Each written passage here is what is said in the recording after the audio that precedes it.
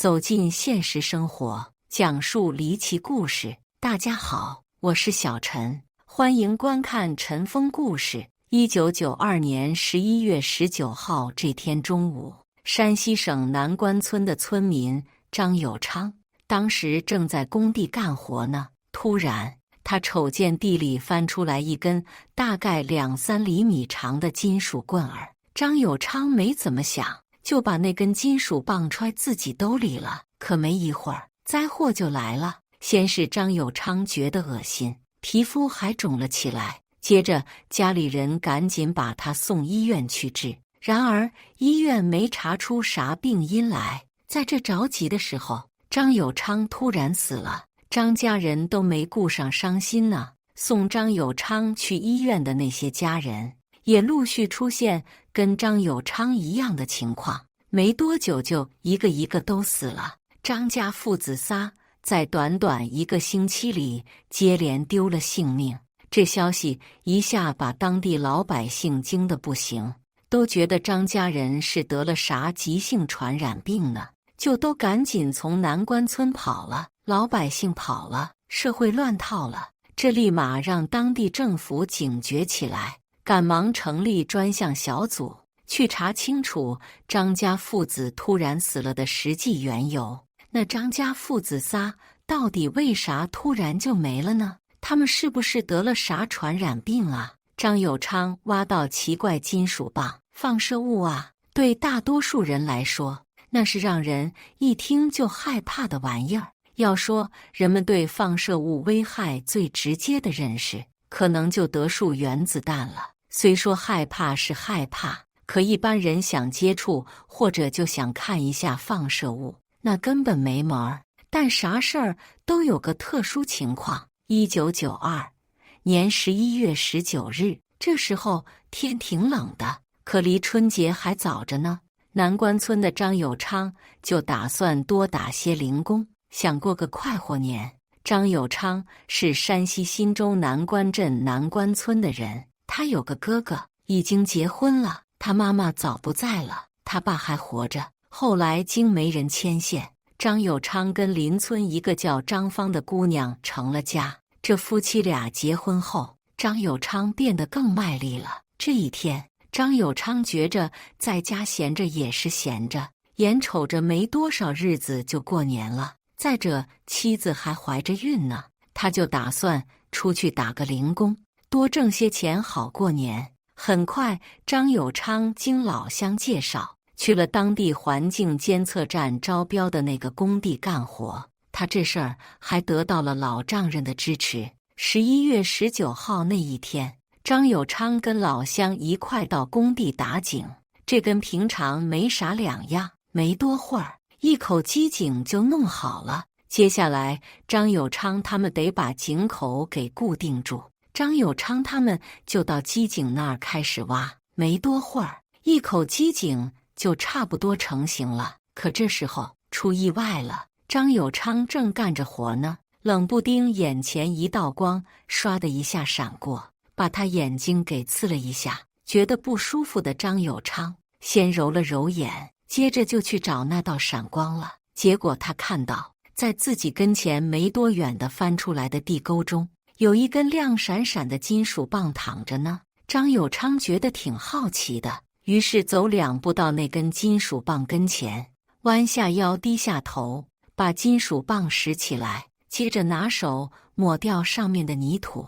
金属棒大概有2-3厘米长，整个很光滑。张有昌瞅着这根金属棒觉着挺漂亮，就随手装自己兜里了。快到中午的时候，张有昌装好了金属棒没多久，工地就该吃饭了。张有昌把工具一放，跟着工地上的人一块去吃饭了。吃完饭，张有昌歇了会儿就又干活了。可这时候祸事来了，张有昌猛地觉得一阵头晕恶心，剧烈的不良反应。没一会儿，张有昌在一旁不停地犯恶心，午饭都快被吐干净了，而且他浑身上下都不得劲儿，可又说不清具体哪儿不舒服。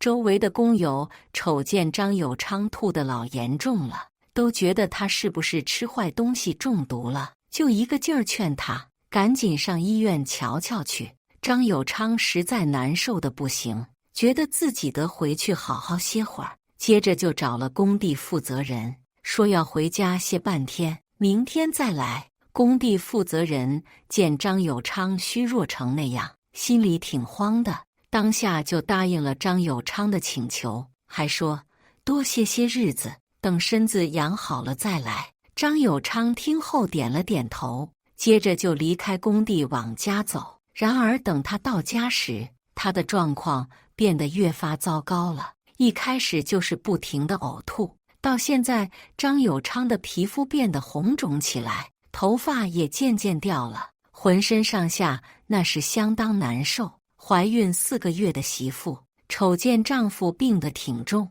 心里特慌，马上就告知了自己的公公张明亮和张有昌的哥哥张有双。收到张芳的消息后，父亲和哥哥立马去了张有昌家。到那儿一瞧，张有昌躺在床上，不停地来回扭动，嘴里一个劲儿哼哼，喊着自己不好受。瞅见儿子病得那么重，当爹的心里急得不行，立马跟大儿子张有双一块儿拽着张有昌往市里的医院去了。然而父子3人到了新州市人民医院后，医院的医生给张有昌检查了一整天，却还是没搞清楚他到底患了啥病，并且这时候始终陪在张有昌病床旁边的大哥张有双脸开始变得发紫，接着就开始呕吐，脑袋发昏。瞅见另一个儿子也有了一样的症状，父亲张明亮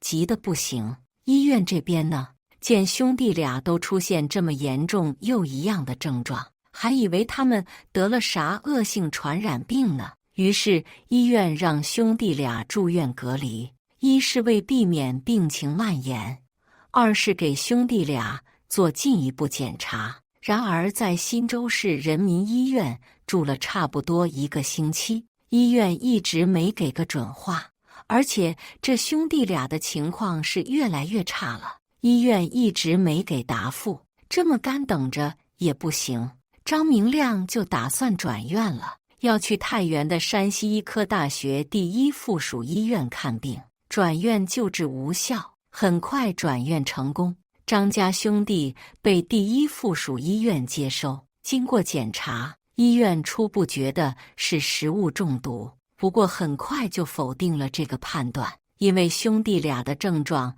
跟食物中毒完全不一样。接着医院赶紧召集了好多专家一起诊断，最后确定兄弟2人得的应该是放射性疾病。查出这个结果后，医院挺重视，马上就给山西省卫生厅报告，希望省里能帮忙。谁都没料到，山西省卫生厅刚接到那份报告，马上就给否定了，说啥山西省没放射源，新州市也没放射物，咋能有放射病呢？自己的报告给打回来了，医院也没啥招了。就在这时候，张有昌兄弟俩的病更严重了，脱发，嗓子疼得厉害，呼吸都困难，全身还起了血斑，并且化脓了。这时候的张有昌全身上下的皮肤没一处是好的，医院查不出病因，这救治也就没法往下进行了。在医院待着，那花费也是个大数目，张明亮实在撑不住了，只好出院回家养着，盼着能出现奇迹。然而奇迹到底没出现。12月2号，张有昌捡到那根金属棒的第13天，张有昌没了。7号，他哥哥张有双也没了。10号，他父亲张明亮也走了。没到1个星期呢，张家父子3人接连去世了。这事儿一下就让南关村全体村民都震惊了，他们曾觉得是不是张家父子得了啥厉害的传染病啊？所以管他年节快到了没，都待在家里找借口跑掉了，离开了南关村。关键的是，张有昌的妻子因怀孕此前少去医院，可自从张家父子出院回家，张芳就和他们天天在一块儿了。所以呢，父子仨病故之后，张芳也有了一样的情况，开始恶心，头发还掉，皮肤也冒出了一些鲜红的点子。前往北京探明原因，那他就领着女儿一块儿去北京人民医院，就是现在的北京大学人民医院，做个全面检查，想搞明白女儿究竟患了啥病。很快，医院就依着张有银的想法，给张芳做了个全面检查。接着依据检查出来的情况，医院认定张芳得了放射性病。这诊断把医院都惊着了。咋看张有银和张芳父女俩都不像是能接触到放射物的呀？那张芳咋就得了放射性病呢？那医院先让张芳住了院，等着后面进一步医治，同时还把当时归国家卫生部管的工业卫生实验所的技术专员给请来了，一块儿参加这次会诊。经过双方又一次检查，最终明确张芳得的是放射性病，放射物是钴60。这一下子，这个结果把在场的所有专家都惊到了，特别是实验所的专家，他们赶紧把这整理成报告，上交给了卫生部，还特别着重说了钴60有放射性，危害很大。卫生部接到报告后，觉得这事挺严重，马上就跟中央政府说了。中央政府紧接着就让山西省政府赶紧把放射物查清楚，收回来，别让伤害变得更大。那让张家父子3人丢了性命，把张芳弄得差点病死的钴60，到底是打哪儿来的呢？张家又是咋接触上的呢？接下来咱继续说调查事故。山西省政府一接到中央的指令，马上组建了一个专项调查组，专门去查钴60跑哪儿去了。首先，他们到了张有昌干活的那个地儿，就是那工地，一查才知道，这儿以前是忻州市环境监测站。1973年那会子，忻州市科技局想让农作物产量往高了走，就搞了个农作物辐射育种的项目，地方就定在这儿了。不过呢，忻州市科技局没有能做实验的放射物，所以就找上海第2机械部，想跟人家合作，靠着第2机械部的帮忙，陆续给忻州市科技局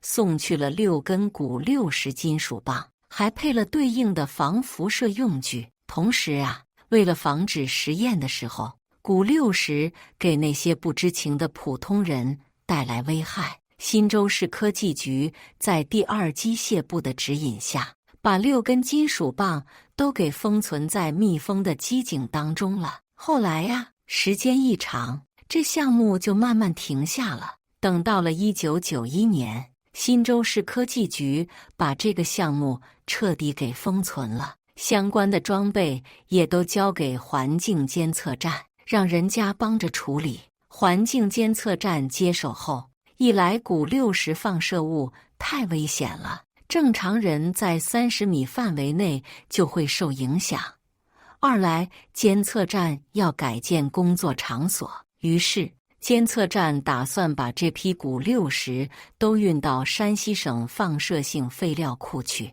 没多久，对方就派了专业人员来回收。就在回收的时候，出意外了。前面说过，那会儿第2机械部援助的钴60总共有6根，可到了这儿不知咋回事，监测站上报说就4根。然而在实地挖掘转移的时候，工作人员先后挖出了5根。工作人员瞅见这情况，心里挺犯嘀咕，文件上写着是4根，可自己却挖出了5根，觉得是监测站给整错了，那也就没咋多管。回收完以后，把文件上的数量改了改，然后就走了。就因为这样，监测站的机井里落下了最后1根钴60，直到监测站要施工了，这根钴60还在那呢。这一年，张有昌跟着老乡到这儿干活，没成想发现了最后那根被遗落的钴60。张有昌不晓得这东西有放射性，光觉着好看，就随手放进口袋里了。就因为这个，一场灾祸来了。张家父子3个人先后由于被过量的钴60照射，一个接一个的没了。现在总算搞清楚放射物的来源了。调查组接下来要做的就是把那根落下的钴60给找着。那这根钴60后来跑哪儿去了呢？寻找丢失的金属棒。调查组为搞清楚这根钴60到底去了哪儿，顺着线索到了太原市第1附属人民医院，查看了这儿仅有的监控录像，也调查了当时跟张有昌接触过的所有人，最后才晓得这根钴60是张有昌的爹张明亮扔的。就在张有昌住院治疗的那一天，张明亮给儿子收拾衣物，在口袋里摸到根金属棒，随口问道：“这棒子你还要不？”当时张有昌难受得很，听到父亲询问，啥也没说，就摇头摆手，表示自己不想要那根棒子。瞧见儿子不想要了，张明亮就顺手把这根钴60扔到了楼道的垃圾桶中，然后直接走了。调查清楚后，调查组马上找医院院长和后勤处领导，问他们医院的垃圾通常咋处理。后勤处领导表示，医院的垃圾通常会让专人送到规定的地方去处理，这人就是医院的清理工翟金元。于是调查组立马找翟金元询问，医院的垃圾都咋处理的，往哪儿送呢？翟金元回答说，都统一送到太原市的垃圾处理厂了。听到这回答，调查组立马奔向垃圾处理厂。然而调查组到了处理厂，一番搜寻调查后，得到个让人吃惊的结果，他们压根没找着那根钴60。这结果使得调查组一下就着急起来了。要知道，从张有昌发现钴60再到给扔了，都快过去1个月了。要是再找不着这根钴60，那肯定会引发更严重的后果。所以调查组觉得这个翟金元没讲实话，于是调查组又去找翟金元，问他到底把垃圾扔哪儿了。但这翟金元死咬着说自己就是把垃圾送到垃圾处理厂了。瞧着翟金元是这副态度，调查组就悄悄跟院方领导取得联系，叫院方领导赶紧促使翟金元讲出实情，找到金属棒与后续处理。院方领导一番劝说后，翟金元讲了真话。原来这翟金元图方便省事儿，根本没把垃圾运到垃圾场，直接扔在晋祠公路边上了。得知这消息后，调查组立马赶过来，一瞧，这儿的垃圾都快堆得跟山似的了，空气里还飘着股难闻的臭味儿。为了把这根钴60给找着，调查组安排了好多人在垃圾山里一通翻寻，连着找了3天，白天晚上都没停。最后调查组总算把那根丢了的钴60给找到了。好嘞，这案子到这儿就算结了。不过呢，案子虽说完了，可它带来的后续影响那可是相当大的。首先一点，因为钴60而受伤的人，据统计有141人受到了过量钴60辐射。虽说进行了救治，但留下的后遗症会一辈子跟着他们。接下来就是对当时负责转移工作的人员的处罚。1994年7月28日，新州市检察院以玩忽职守的罪名，对牵涉其中的6个人提起了公诉。法院审理后，分别给他们判了1到3年的有期徒刑。最后，这案子牵涉面挺广，受害的人也不少，没多久就把全世界都惊着了，连联合国国际原子能机构都把这案子收进去了，好给各国提个醒。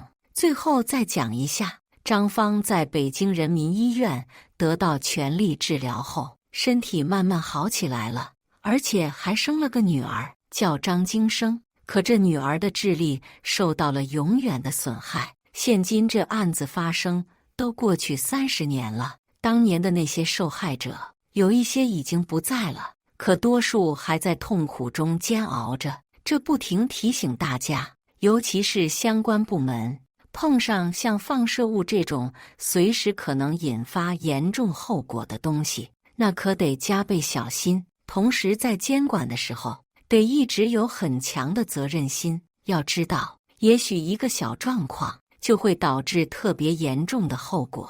好比前些年日本福岛核电站出事泄漏了，这不但对附近海域的生态环境造成严重损害，对咱国家也产生了很大的影响。因此，碰到这些超出人类想象的放射物，仔细、小心和高度的责任心，那是绝对不能少的。感谢大家的观看，欢迎大家在下方评论区讨论。如果你喜欢这类故事，记得点击订阅陈峰故事，并分享给更多的人，这会对我帮助很大。再次感谢大家的观看。